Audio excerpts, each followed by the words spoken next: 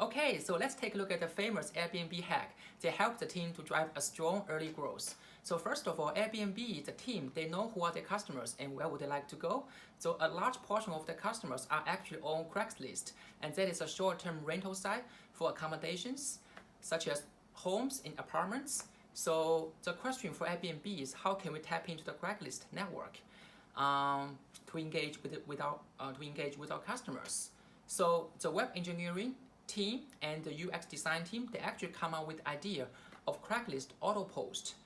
That is when the hosts, whenever they post their home on Airbnb site, they will give a single click to repost their home on Craigslist, and which also give a link back to Airbnb site. And that simple integration actually help Airbnb to try a lot of free traffic, and free signups from Craigslist to Airbnb, and also help the host to drive more demand and more revenues for their listed homes. And that simple hack helped Airbnb for their early growth. And another thing they did for hacking the growth is actually hiring professional photographers. They're sending their professional photographers to host home and ask permission to take professionally shot pictures of their listed homes and then post on the website.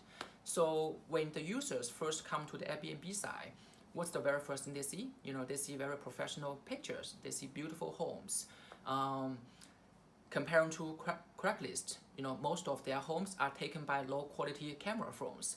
So the customer think, oh, Airbnb's home looks far more superior value than Craigslist. So that's why the customers, they stay longer. They keep browsing, keep clicking the pictures, and that helped Airbnb's booking went up 2.5 times.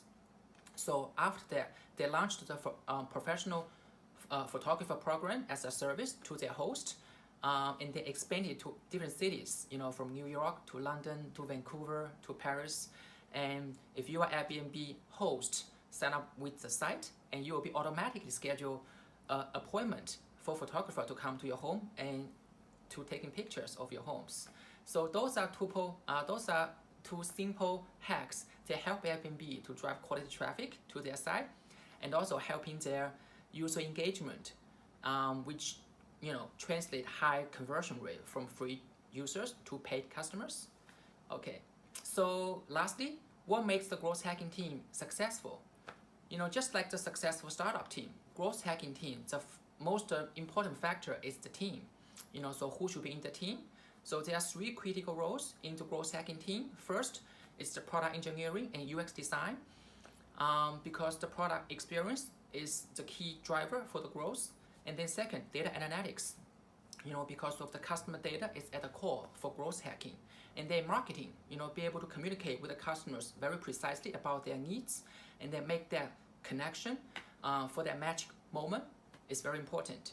So when you have the team, it's just like the startup team, right? So you have to keep your team small, nimble, and hyper collaborative. Just like the startup team, everyone has the shared mission to drive the North Star metrics, and also have the same growth mindset. Sometimes we refer to growth mindset as the hacker mentality. So what exactly is the hacker mentality? So that just means everyone in the team are super obsessive with growth. They're always looking for opportunities and gaps throughout the entire user experience, constantly running new experience, constantly running new tests, experimenting new ideas in order to optimize the value delivery to the customers. From the end-to-end experience, from customer acquisition to new customer experience activation to customer retention, referral, and then to monetization, and then back to new customer acquisition. So that's a closed growth loop instead of a linking bucket growth funnel. So throughout each stage of the growth hacking, the growth process, the testing is the key. The more tests you run, the faster you grow. As we know, testing drives growth. Like the early days of Twitter, the growth team in Twitter, they did at least 10 tests per week. And for Dropbox, they almost did over 80 tests every month. So testing is a scientific process like the innovation cycle. you always start with a hypothesis, and then you will, build, test, and you analyze, and then you learn.